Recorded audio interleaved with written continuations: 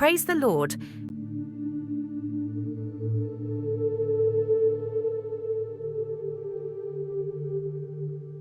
மனுஷன் அப்பத்தினாலே மாத்திரம் அல்ல, தேவனுடைய வாயிலிருந்து புறப்படுகிற ஒவ்வொரு வார்த்தையினாலும் பிழைப்பான்.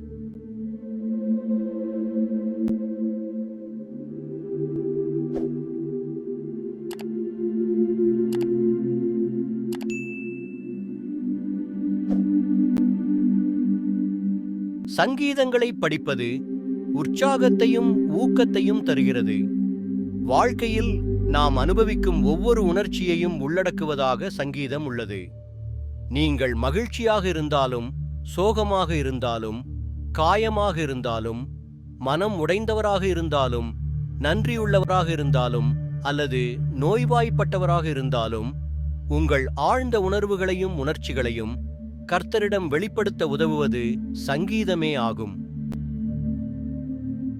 சங்கீதம் 6ஆம் அதிகாரம்.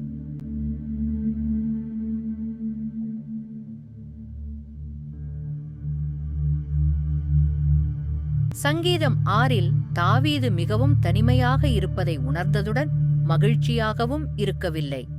அவர் உடலாலும் மனதாலும் நோய்வாய்ப்பட்டிருந்தார். தாவீது இங்கே 3 விடயங்களை குறை கூறுகிறார். 1. உடலின் நோய். 2. மனக்கஷ்டம், பாவ உணர்விலிருந்து எழுவது, வலி மற்றும் நோய்க்கான காரணம். 3ஆவதாக கூறப்பட்ட 2 சந்தர்ப்பங்களிலும் அவரது எதிரிகளால் அவர் பட்ட அவமானங்கள். இங்கு அவர் தன் குறைகளை கர்த்தருக்கு முன்பாக கொட்டுவதுடன் தனது கோபத்தை குறைத்து அவருடைய தயவை திரும்ப கோருகிறார். அவர் கர்த்தரின் பதிலை உறுதி செய்கிறார். தாவீது கர்த்தர் தன்னை விட்டுப் போய்விட்டார் என்று நினைத்தார். கர்த்தர் தனக்கு உதவி செய்ய மாட்டார் என்று நினைத்தார். இது தாவீதை மிகவும் வருத்தப்படுத்தியது. அவர் நம்பியதை மறந்துவிட்டார். அவர் எப்போதும் கர்த்தருடன் வாழ்வார் என்று நம்பினார்.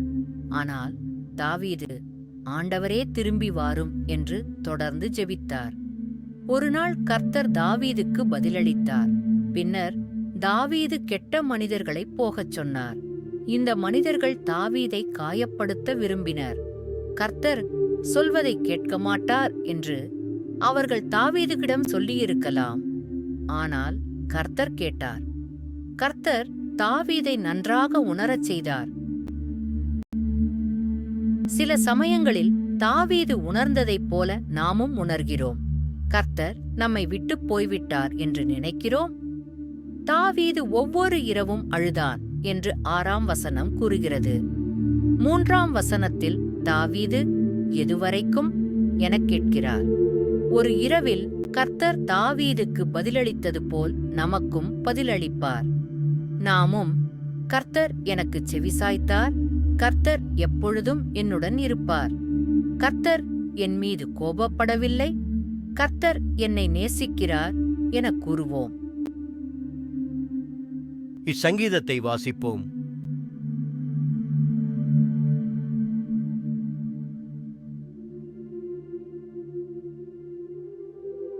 கர்த்தாவே, உம்முடைய கோபத்திலே என்னை கடிந்து கொள்ளாதேயும், உம்முடைய உக்கிரத்திலே என்னை தண்டியாதேயும்.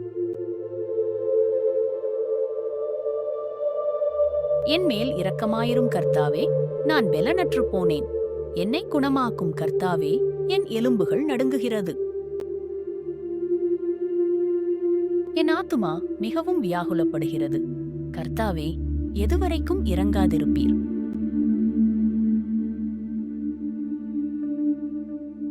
திரும்பும் கர்த்தாவே, என் ஆத்துமாவை விடுவியும். உம்முடைய கிருபை நிமித்தம் என்னை இரட்சியும்.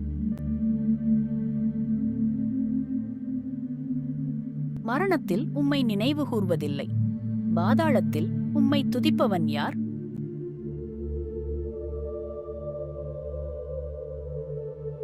என் பெருமூச்சினால் இளைத்துப் போனேன். இரா முழுவதும் என் கண்ணீரால் என் படுக்கையை மிகவும் ஈரமாக்கி என் கட்டிலை நனைக்கிறேன். துயரத்தினால் என் கண்கள் குழி விழுந்து போயிற்று. என் சத்துருக்கள் அனைவர் நிமித்தமும் மங்கிப் போயிற்று. அக்கிரமக்காரரே, நீங்கள் எல்லாரும் என்னை விட்டு அகன்று போங்கள். கர்த்தர் என் அழுகையின் சத்தத்தை கேட்டார். கர்த்தர் என் விண்ணப்பத்தை கேட்டார். கர்த்தர் என் ஜெபத்தை ஏற்றுக்கொள்ளுவார்.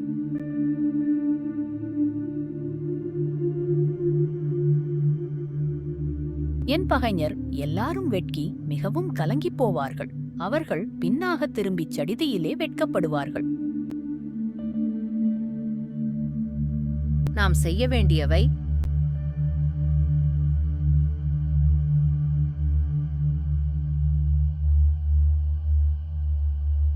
கர்த்தர் உங்களை விட்டுப் போய்விட்டார் என்று நீங்கள் நினைத்தால் சங்கீதம் 6 வார்த்தைகளை ஜெபியுங்கள். கர்த்தர் போகவில்லை. ஒரு நாள் நீங்கள் அவருடைய பதிலை கேட்பீர்கள். உங்களுக்கு தீமைகள் நிகழும்போது சங்கீதம் 6 வார்த்தைகளை ஜெபியுங்கள். நீங்கள் தவறு செய்திருந்தால் உங்கள் பாவத்தை விட்டு விலகுங்கள். கர்த்தரின் விதிகளை மீறுவது பாவம்.